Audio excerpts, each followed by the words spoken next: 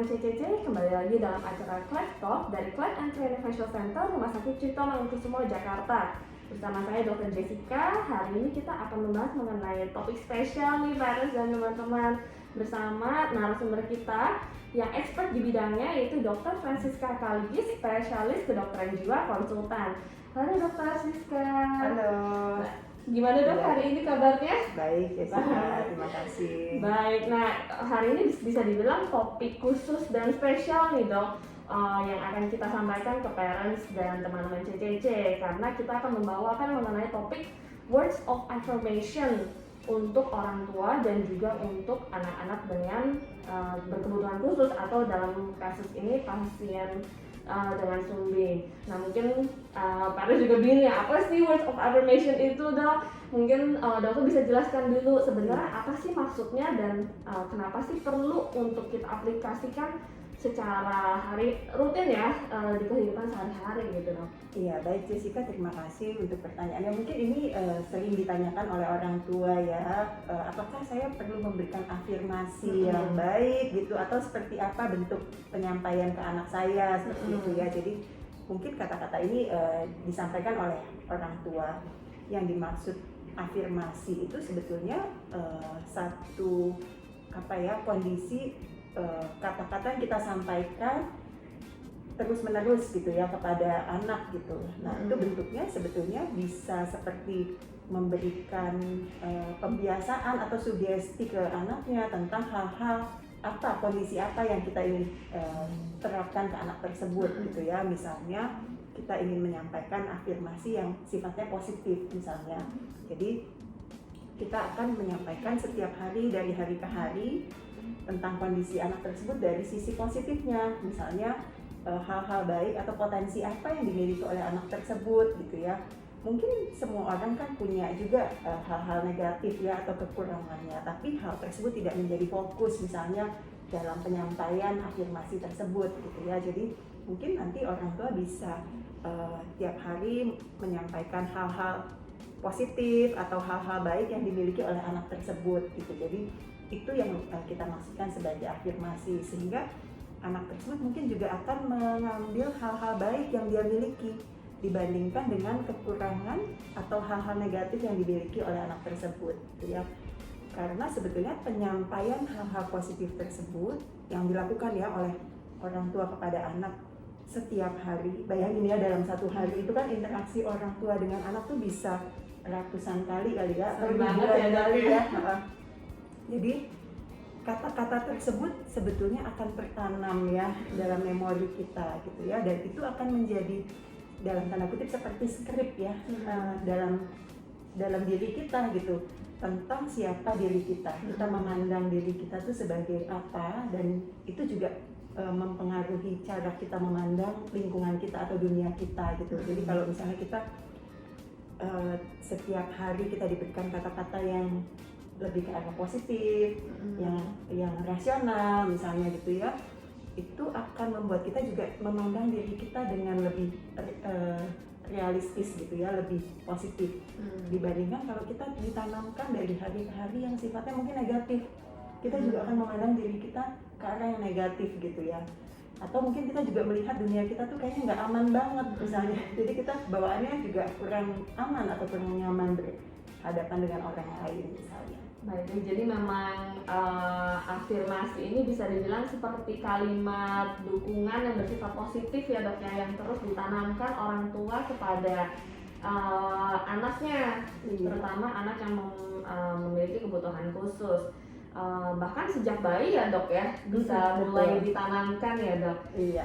Kadang yang suka ditanya dok, sebenarnya mereka ngerti nggak sih kita kayak ngomong begitu sama bayi? Iya, itu juga sering ya, orang tuh bingung, ini saya ngomong perlu nggak sih ngomong ya sama bayi gitu ya, apa kan mereka belum bisa komunikasi dua arah seperti itu ya. Tapi memang Bapak dan Ibu sekalian ya, mungkin perlu juga memahami bahwa bayi itu adalah makhluk sosial juga gitu ya, dan meskipun belum bisa memberikan bentuk komunikasi yang verbal, namun secara non verbal dan emosional itu bisa terjadi komunikasi tersebut gitu ya, dan justru itu perlu dilakukan karena mungkin kalau kita lihat teori-teori perkembangan ya, justru di masa bayi itu terbentuk perkembangan yang namanya trust atau rasa aman. Nah, justru komunikasi itu yang akan salah satu cara untuk membuat anak juga merasa aman dengan orang tuanya. Bayangin kalau misalnya orang tua lagi nyusuin ya bayinya ya, terus dia diam aja sambil main HP tanpa komunikasi misalnya ya, itu akan jauh berbeda dibandingkan dengan misalnya anak sambil disusuin, disayang-sayang, diajak komunikasi, mungkin diajak eye bercanda, contact-nya gitu ya dok ya. dibelai-belai seperti itu ya, anak akan merasakan juga keamanan dan kenyamanannya. Jadi meskipun nggak ada komunikasi verbal dari si bayi, tapi ibunya terus memberikan rangsangan kepada anaknya. Nah, kalau di dalam teori itu ada yang disebut sebagai mirror neuron ya. Jadi dengan kita berkomunikasi dengan bayi meskipun dia tanpa respons, itu akan mengaktifkan mirror neuronnya. Nah, itu akan akan juga membuat si bayi itu merespon yang sesuai dengan si ibu. Misalnya ibunya senyum, nanti lama-lama dia akan terstimulasi, dia akan belajar juga senyum. Nah, itu awal mula dari pembentukan pola perilaku dan juga komunikasi buat anak. Nah, itu memang harus dilatih sejak bayi ya.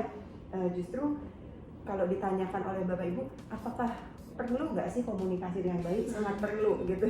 Jadi sangat perlu ya dengan komunikasi baik verbal maupun non verbal gitu ya, memberikan juga komunikasi timbal balik secara emosional gitu ya. Kira-kira seperti itu. Baik dok, jadi memang benefitnya memulai interaksi baik verbal maupun non verbal sejak dini itu menimbulkan suatu rasa trust ya, atau percaya kepada orang tua dan juga mungkin lingkungannya. Iya. Jadi anak cenderung lebih tenang ya dok ya. Lebih tenang dan rasanya aman. Aman, gitu ya. benar. Nah sebenarnya memang sudah beberapa kali dicoba nih oleh orang tua kepada anaknya yang memiliki kelainan sumi, dan katanya sih memang benar dok, anaknya jadi lebih tenang. Kemudian kalau misalnya setelah operasi juga anaknya jadi lebih kayak kesannya tuh mengerti gitu, bahwa oh memang proses ini seperti ini, walaupun sakit tapi maksudnya masih mau nyusu, masih mau baiklah responnya gitu dok. Nah mungkin dok kalau misalnya untuk kata-kata afirmasi ini sebenarnya apakah cuma buat bayi doang nih, atau sebenarnya bisa diaplikasikan ke diri sendiri atau mungkin ke pasangan atau keluarga juga dok? Iya, sebetulnya bisa untuk siapa saja ya. Hal-hal yang baik ini kan mungkin juga akan membuat, misalnya kepada diri kita akan membuat diri kita juga merasa lebih nyaman ya. Kepada pasangan juga demikian, mungkin dengan kita memberikan kata-kata yang sifatnya positif, juga pasangan kita juga akan merasa lebih nyaman, dan dia juga akan mungkin membuat reaksi yang positif juga gitu ya kepada kita gitu. Jadi rasanya bisa dilakukan kepada siapa saja ya. Baik dok, nah tapi kira-kira ada nggak sih timing yang tepat untuk memberikan kata-kata afirmasi ini dok? Apa tiap saat atau misalnya melihat siklus mungkin bayinya pas lagi gimana gitu moodnya dok? Iya, jadi sebetulnya nggak ada ketentuan kapan kita perlu memberikan kata-kata seperti ini, tapi mungkin kadang-kadang orang tua suka bilang gini, dok, saya kayaknya susah deh memberikan kata-kata yang terus-menerus positif misalnya ya. Kadang-kadang saya bingung gitu, kenapa sulit buat saya untuk memberikan yang positif terus, misalnya kondisinya ternyata mungkin lagi nggak positif misalnya. Mungkin kita bisa juga melihatnya mungkin secara rasional gitu ya, meskipun tidak harus selalu positif, mungkin kita bisa menyampaikan faktanya saja misalnya, tapi mungkin nggak harus yang sifatnya negatif misalnya ya. Jadi yang lebih ke netral, kita menyampaikan faktanya saja misalnya seperti itu. Nah timingnya sebetulnya bisa dari hari ke hari dalam setiap interaksi gitu ya, kita mencoba menyampaikan dari sisi yang sesuai, yang positif kalau bisa gitu ya, tapi mungkin kita kurangi hal-hal yang negatif. Tapi kalau misalnya memang ada kesalahan misalnya pada anak ya, kita memang perlu memberikan koreksi atau revisi pada anak tersebut gitu ya. Jadi nggak harus selalu misalnya anak salah terus kita malah memberikan yang positif gitu, nggak harus ya, tapi kita memang tetap perlu mengoreksinya, tapi nggak perlu juga dengan kata-kata misalnya yang terlalu kasar atau misalnya yang mengecilkan hati anak tersebut misalnya ya. Jadi hal-hal yang memang mungkin apa adanya aja kita mungkin sampaikan kesalahannya dan bagaimana di kemudian hari dia perlu bersikap seperti itu. Baik dok, jadi memang kalau misalnya menyampaikan kata-kata afirmasi ini bisa dengan kapan saja ya dok ya, boleh positif, boleh netral, asal tidak negatif ya dok. Iya. Nah mungkin kita biar parents dan teman-teman juga lebih bisa aplikatif dok, kita berikan beberapa contoh kasus ya dokter ya. Misalnya kayak yang paling sering dialami oleh pasien dan juga orang tua ya, terutama orang tua nih pada awal-awal ketika mereka mengetahui anaknya memiliki kebutuhan khusus atau ketika anaknya sudah lahir pasti ada struggle juga ya dok ya. Nah kira-kira kata-kata afirmasi seperti apa sih yang bisa orang tua berikan mungkin sesama pasangan ya ketika sedang down selama perawatan anaknya yang memiliki kelainan bimbing. Ya, memang saya tahu ya ini suatu hal yang nggak mudah ya buat orang tua, karena mungkin kita saat itu dititipkan ya anak-anak yang mungkin berkebutuhan khusus ini gitu, yang memerlukan perhatian ekstra. Kadang ini juga membuat emosi kita terpengaruh ya, dan agak sulit buat kita untuk menemukan kata-kata yang positif atau yang justru memberikan dukungan gitu ya. Kadang-kadang memang saya pahami nggak mudah gitu ya, tapi mungkin kita bisa mencoba mencari ya hal-hal apa yang bisa kita syukuri misalnya untuk hari tersebut gitu ya, dan itu bisa kita sampaikan kepada anak kita misalnya ya.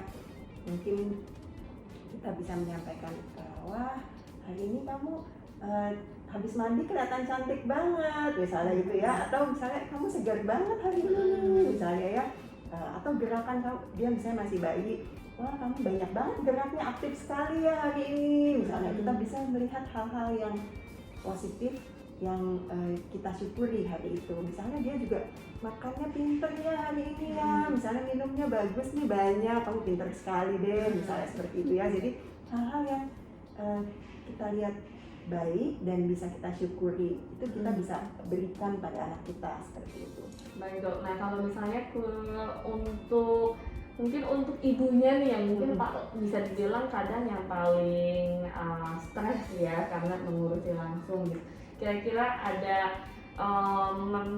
kata-kata afirmasi yang mungkin bisa diberikan dari suami gitu ke istri karena mungkin sudah lelah atau sedang down ketika merawat anaknya gitu. Iya, peran bapak ini memang sangat penting sekali ya, bapak-bapak sekalian, untuk mendukung tadi pengasuhan anak, juga mendukung istri tadi ya. Misalnya kelihatan istri sudah lelah dan juga kadang mungkin stres ya dengan tekanan-tekanan mungkin dari lingkungan seperti itu ya, dengan kondisi anak yang mungkin berkebutuhan khusus ini. Nah, mungkin itu juga ya, suami atau ayah bisa juga memberikan dukungan dalam bentuk kata-kata atau misalnya perhatian seperti itu ya. Mungkin nggak harus kata-kata, tapi juga terlibat aja dalam pengasuhan ya, dalam pengasuhan anak. Mungkin istri juga merasa ada dukungan gitu ya, dibandingkan mungkin ayah yang sibuk sendiri tapi ibunya berusaha sendiri, itu juga kayaknya membuat lelah ya untuk ibunya gitu ya.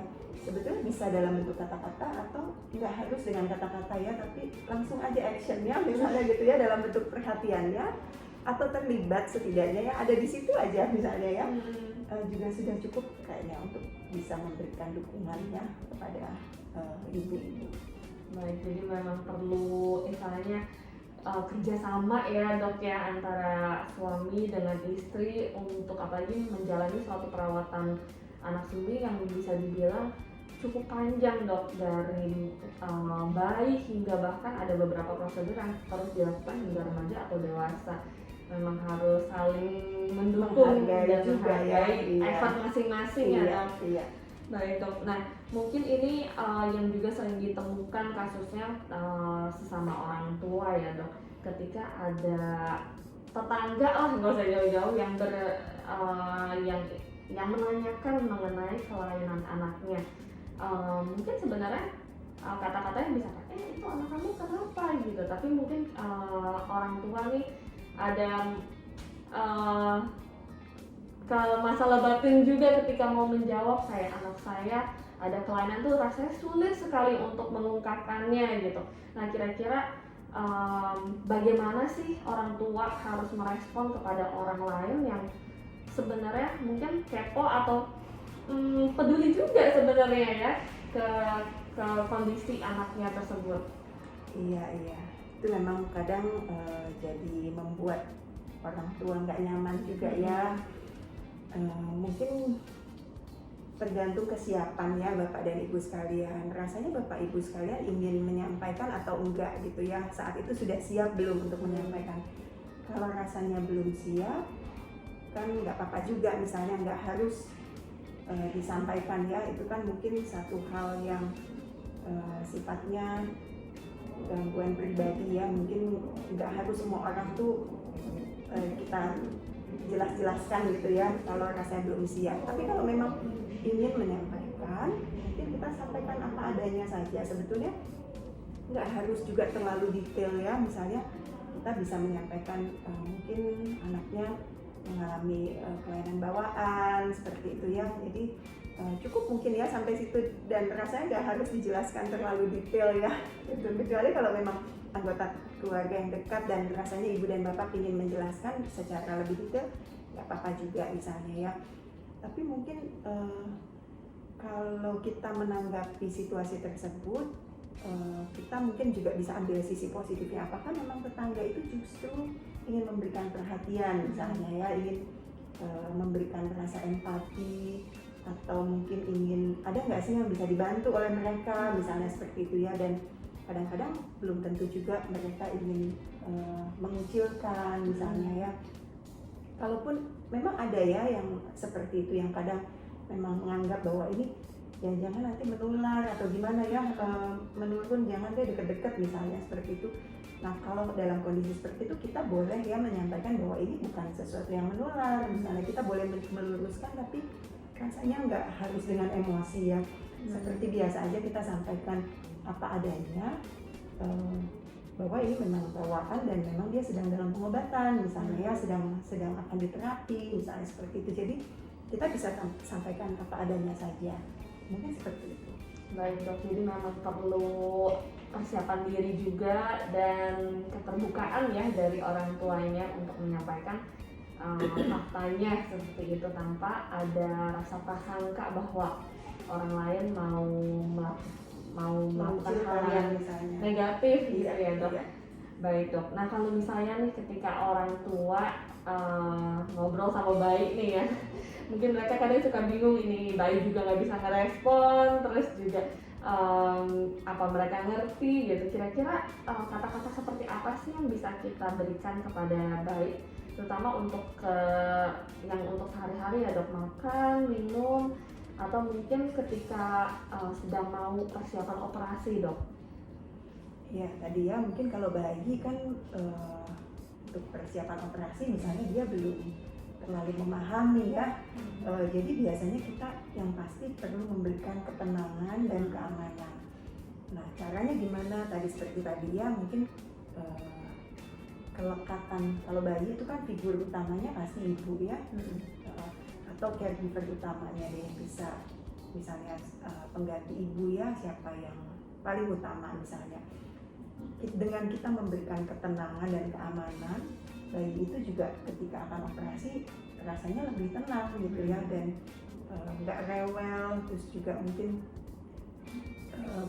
waktu bangunnya juga dia tahu ada figur ibunya di situ misalnya ya. Nah itu juga akan membuat dia rasanya nyaman gitu, bisa menghadapi prosedur ini seperti itu.